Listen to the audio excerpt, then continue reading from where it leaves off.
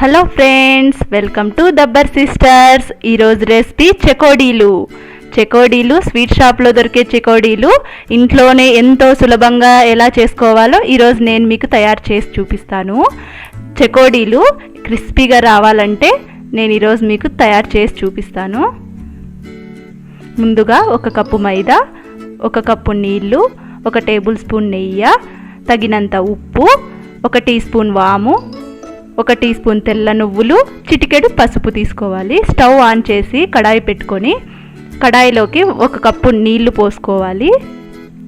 1 cup నీళ్లు పోసుకొని వేడి చేసుకున్న తర్వాత నీటిని అందులోకి 1 టేబుల్ స్పూన్ నెయ్యి వేసుకోవాలి.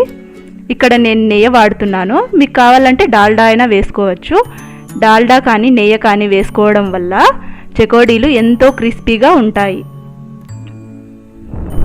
ఈ నీళ్ళల్లోకి, కాగే నీళ్ళల్లోకి ఉప్పు, చిటికెడు పసుపు, వాము, తెల్ల నువ్వులు అన్నీ వేసుకొని బాగా మరగనిచ్చుకోవాలి. బాగా నీటిని తెరలు మరగనిచ్చుకున్న తర్వాత ఇలాగ కలుపుకోవాలి. బాగా కలుపుకుంటూ ఉండాలి. మరుగుతూ ఉన్న నీటిలోకి మనం ముందుగా మైదా తీసుకున్నాం కదా, 1 కప్పు మైదా, 1 కప్పు తీసుకున్నాం కదా, కప్పు మైదా మరుగుతున్న నీటిలోకి వేసుకొని స్టవ్ ఆఫ్ చేసుకొని బాగా మైదా అంతా నీటిలో కలిసేలాగా కలుపుకోవాలి.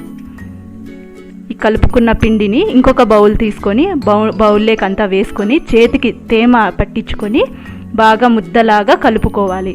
ముద్దలాగా కలుపుకొని ఇలా పక్కకు పెట్టుకొని బాగా ఒత్తుకోవాలి.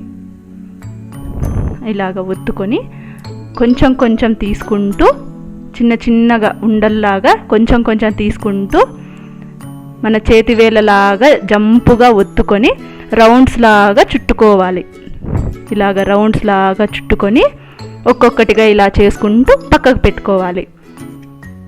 ఇలాగ రౌండ్స్గా చేసుకుంటూ ఒక్కొక్కటిగా పక్కకు పెట్టుకొని ఇలాగ అన్నీ చేసుకొని పక్కకు పెట్టుకోవాలి.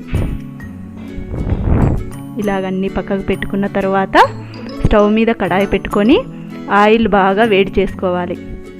ఇప్పుడు బాగా వేడైన తర్వాత ఆయిల్ ఒక్కొక్కటిగా వేసుకుంటూ స్టవ్ని మీడియం ఫ్లేమ్లో పెట్టుకొని ఇలాగ ఒక్కొక్కటిగా అన్నీ వేసుకోవాలి. వేసుకున్న తర్వాత గరిటె పెట్టి కదపకూడదు. తరువాత ఇలాగ గోల్డెన్ బ్రౌన్ వచ్చేంత వరకు వేయించుకొని ఒక ప్లేట్లోకి తీసుకోవాలి.